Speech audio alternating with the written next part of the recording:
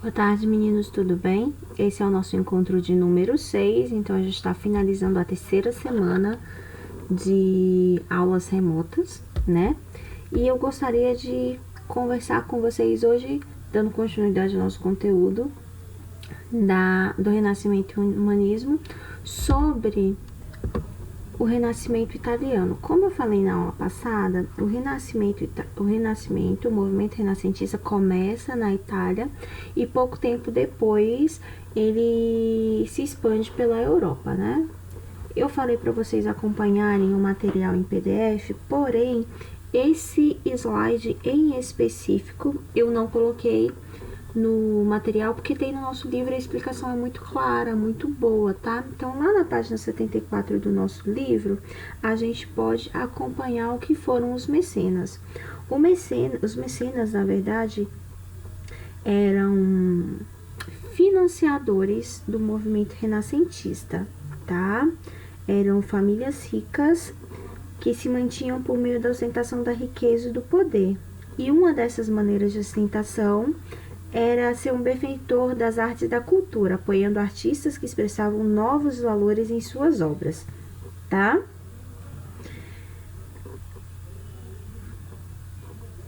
O Renascimento italiano ele pode ser dividido em 3 períodos: o Trecento, Quattrocento e Quinquecento, tá? Que são aqui 300, 400, 500.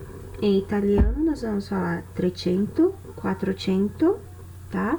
Esse 4 vai ter 2 T's, tá? 400, 500, tá? Que aí são referentes aos períodos. Trecento, referentes ao século XIV, já começa aí no século XIV, principalmente com os pintores Giotto e Francesco Petrarca, tá? O Quattrocento, época de prosperidade econômica em que algumas regiões da Itália se refletiu na arte renascentista como um todo. Obras monumentais vão ser encomendadas pelos mecenas, como a cúpula da Catedral de Santa Maria del Fiore, na Florença, pelo Brunelleschi. Vão se destacar nesse período Ghiberti, escultor, né? E Donatello também, escultor, e os pintores Masaccio e Sandro Botticelli, tá? No Quinquecento, desculpa, deu uma travadinha, tá?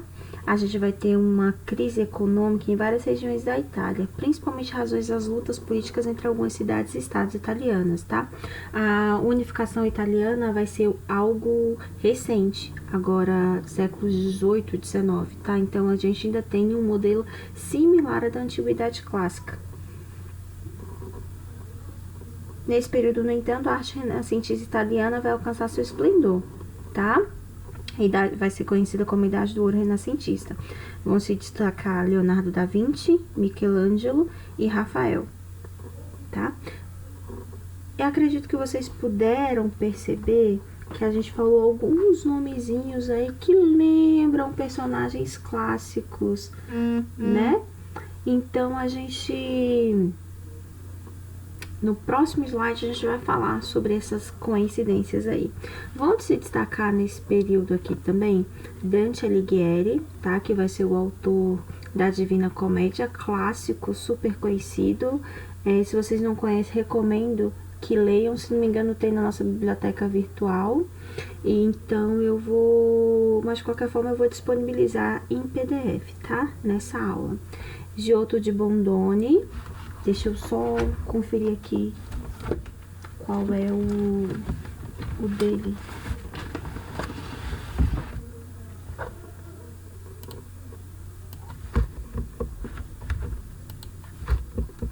Brunelleschi, que a gente falou agora há pouco, e o Nicolau Maquiavel, que vai escrever O Príncipe, tá?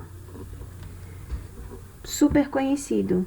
Tem outros livros dele também, mas o mais conhecido é O Príncipe, que eu vou deixar aqui também disponível para quem quiser dar uma olhada, tá? Então, vamos falar sobre o Renascimento e as tartarugas ninjas. O que uma coisa tem a ver? No último filme das Tartarugas Ninjas no último filme do início dessa nova franquia, tá? Para deixar mais claro. Fala, né, de um projeto chamado Renascimento.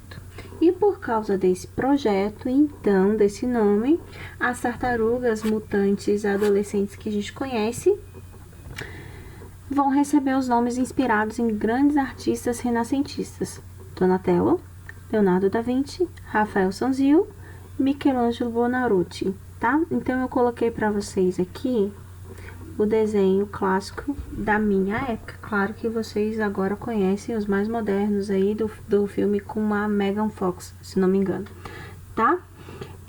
No site do Descomplica tem aí as tartarugas explicando cada um, mas eu deixei disponibilizado em PDF também.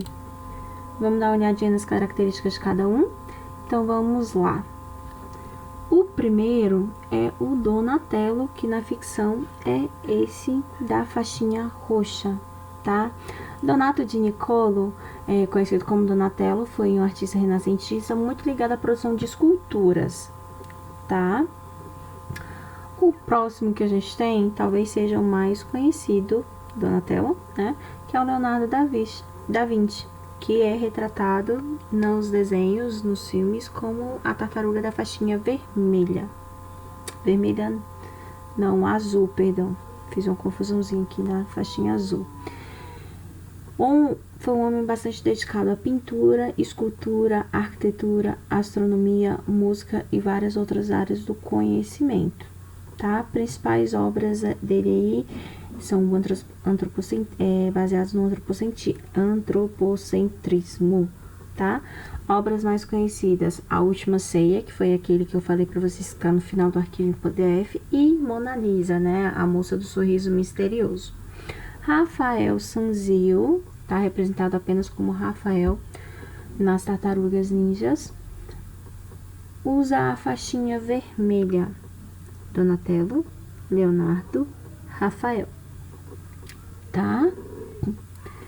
É o mais irritado, mas também o mais fiel aos seus irmãos ninjas, baseado no artista Rafael Sanzio, importante pintor que desenvolveu técnicas de sombreamento destacando as expressões humanas, sendo bastante influenciado pelo humanismo, tá?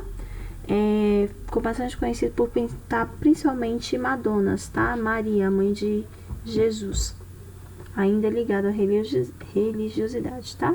E o último da faixinha amarela, tá? Michelangelo, que foi construído pensando para homenagear aí Michelangelo Buonarroti, tá? Michelangelo se utilizou bastante das características naturalistas e humanistas nas suas produções artísticas, tá? A principal obra, Gênesis, que tá no teto da Capela Sistina, tá? Que representava a figura humana com perfeição alcançando o Criador, que é aquela imagem, a primeira imagem que aparece no nosso slide da aula número 5, tá?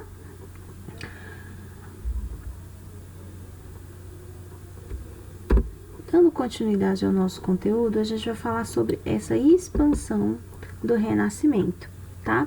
Uma importante invenção que vai ser o que vai favorecer, vai propiciar essa expansão, vai ser a invenção da imprensa, tá? Vai ser uma prensa móvel, onde vai poder mover as letras, tá? Que vai facilitar muito, vai agilizar o processo de impressão, tá? Porque imprimir antes era voltado apenas para a igreja, é um processo muito caro, e essa prensa móvel aqui, inventada pelo Gutenberg, um alemão chamado, na verdade, Johannes Gutenberg, vai ser desenvolvida no século XV, por volta de 1430, tá? E vai favorecer também o movimento da Reforma Protestante, tá? Que vai imprimir os folhetos, como as 95 teses de Martinho Lutero, depois para serem espalhadas, não as 95 teses que ele fixou na porta da igreja, tá? E também vai ser super importante, porque no Renascimento, tô entrando em outro assunto, na verdade. No Renascimento, a gente vai ter a tradução da Bíblia para outras línguas que não o latim, para popularizar, né? O que vai ajudar bastante o crescimento do Renascimento, da Reforma Protestante.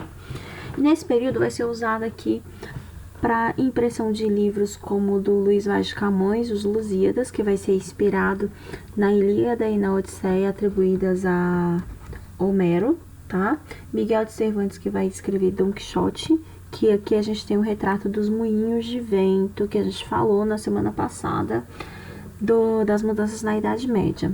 Thomas Moros, tá? Que vai escrever Utopia. William Shakespeare, que vai escrever Romeu e Julieta, um dos mais conhecidos, na verdade, mas ele vai ser um importante romancista. Curiosamente, William Shakespeare é tido como um personagem, alguns acreditam que ele foi um personagem e reuniram várias histórias de escritores diferentes e atribuíram a ele. A história bem semelhante aí com a do Homero, que acredita-se na verdade que ele tenha coletado, reunido as histórias e não as criadas, tá? A gente tem aqui na pintura destaque pro Hieronymus Bosch, tá? Albert Dürer, Peter Bruegel, o velho, era comum nesse período. O velho, vocês lembram aí do Pepino de Aristeu, Pepino Breve, né? Cientistas, a gente tem destaque para o Andreas Vesalius, que vai ser importantíssimo para o contexto da anatomia moderna. Nicolau Copérnico, que vai trabalhar aí a teoria do heliocentrismo, né? Geocentrismo, Terra no centro do universo. Então, a Terra seria o centro do universo e todos os outros astros gravitariam ao seu redor. E a teoria heliocêntrica do Nicolau Copérnico diz que então não seria o Sol, seria o centro do nosso sistema, que recebeu o nome de solar, porque ele é a estrela principal, e os astros gravitariam ao seu redor.